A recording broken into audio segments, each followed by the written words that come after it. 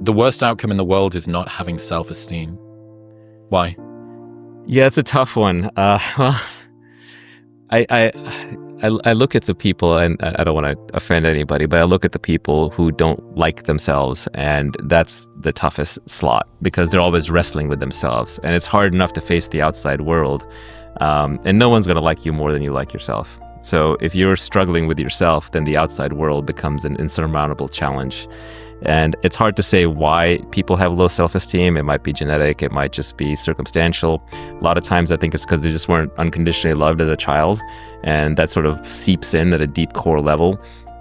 But self-esteem issues can be the most limiting. One interesting thought is that, to some extent, self-esteem is a reputation you have with yourself. You're watching yourself at all times, you know what you're doing, and you have your own moral code. Everyone has a different moral code. But if you don't live up to your own moral code, the same code that you hold others to, it will damage your self-esteem. So perhaps one way to build up your self-esteem is to live up to your own code very rigorously, have one, and then live up to it. Another way to raise your self-esteem might be to do things for others. If I look back on my life and, what are the moments that I'm actually proud of? There's very far and few between. And it's not that often, and it's not the things you would expect. It's not the material success. It's not having learned this thing or that. It's when I made a sacrifice for somebody or something that I loved. And that's when I'm actually, ironically, most proud. Now, that's through an explicit mental exercise, but I'll bet you at some level I'm recording that implicitly. So that tells me that even if I am not being loved, then the way to create love is to give love, to express love through sacrifice and through duty. And so I think doing things like that can build up your self-esteem really fast. It's interesting when you talk about sacrifice, because a lot of the time people say, well, I sacrificed so much for my job. It's like, yeah, but that was you sacrificing something that you wanted less for something that you wanted more, as opposed to genuinely taking some sort of cost. And I wonder whether if self-esteem is you adhering to your internal, your actions and your values aligning, even when it's difficult, or perhaps even more so when it's difficult. I wonder whether there is a price that people who are more introspective, high integrity, pay, because you think, well, you've got this heavier set of overheads that you need to pay in some way. Well, if being ethical were profitable, everybody would do it, right? So at some level, it does involve a sacrifice. But that sacrifice can also be thought of as you're thinking for the long term rather than the short term. For example, the virtues are the set of virtues is a set of beliefs that if everybody in society followed them as individuals, it would lead to win-win outcomes for everybody. So if I am honest and you are honest, then we can do business more easily, we can interact more easily because we can trust each other. So even though there might be a few liars in the system, as long as there aren't too many liars and too many cheaters, a high-trust society where everybody's honest is better off. And I think a lot of the virtues work this way, right? If I don't go around sleeping with your wife and you don't sleep with mine, and if I don't take all the food that's at the table first and so on, then we all get along better and we can play win-win games. In game theory, the most famous game is Prisoner's Dilemma, but that's all about everybody cheating in the Nash equilibrium. The stable equilibrium there is everybody cheats.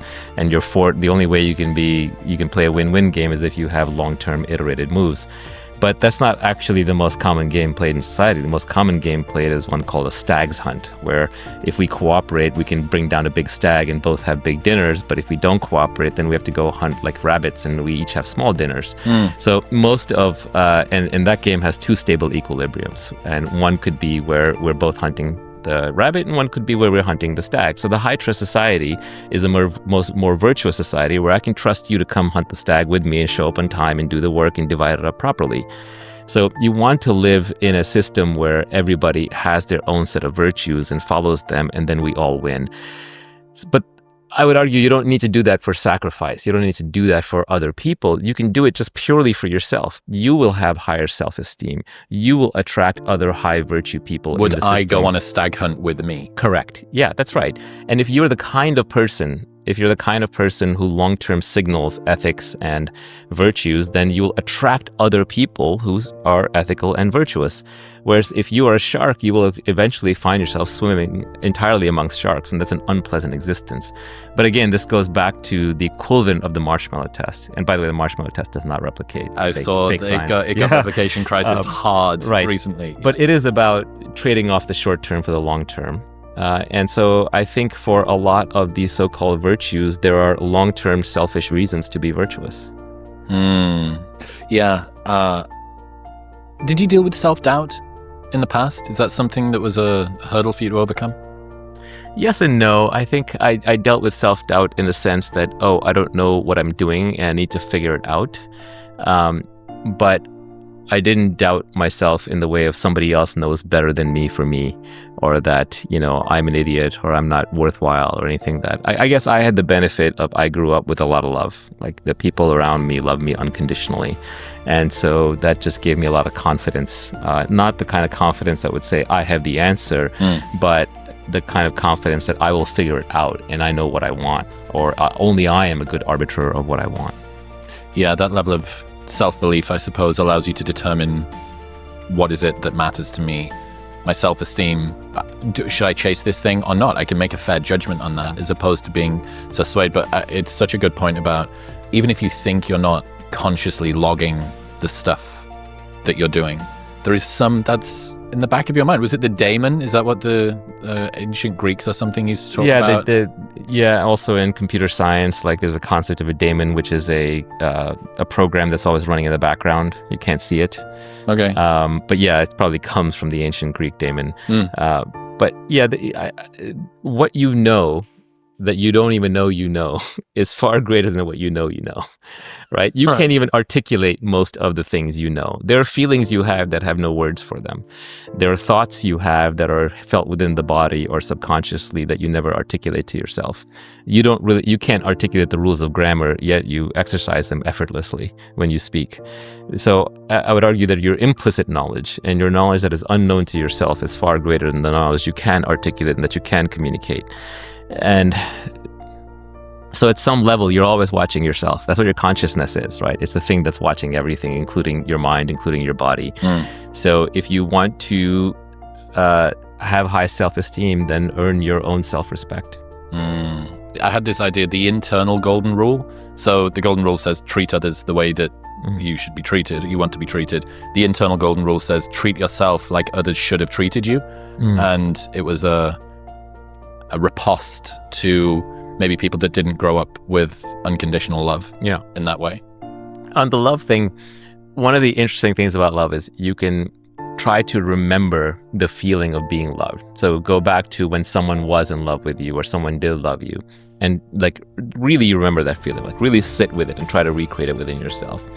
And then go to the feeling of you loving someone and when you were in love. And I'm not even talking about romantic love necessarily, so be a little careful there. I'm talking more about like love for it can sometimes get complex if you're talking about past romantic love. Right, a sibling or a child or something like that, or a parent. And think about when you felt love towards someone or something. And now, which is better? And I would argue that the feeling of being in love is actually more exhilarating than the feeling of being loved. Being loved is a little cloying. It's a little too sweet. You kind of want to push the person away. It's a little embarrassing. And you know that if that person is too much into it, that you feel constrained. On the other hand, the feeling of being in love is very expansive. It's very open. It actually makes you a better version of yourself. It makes you want to be a better person.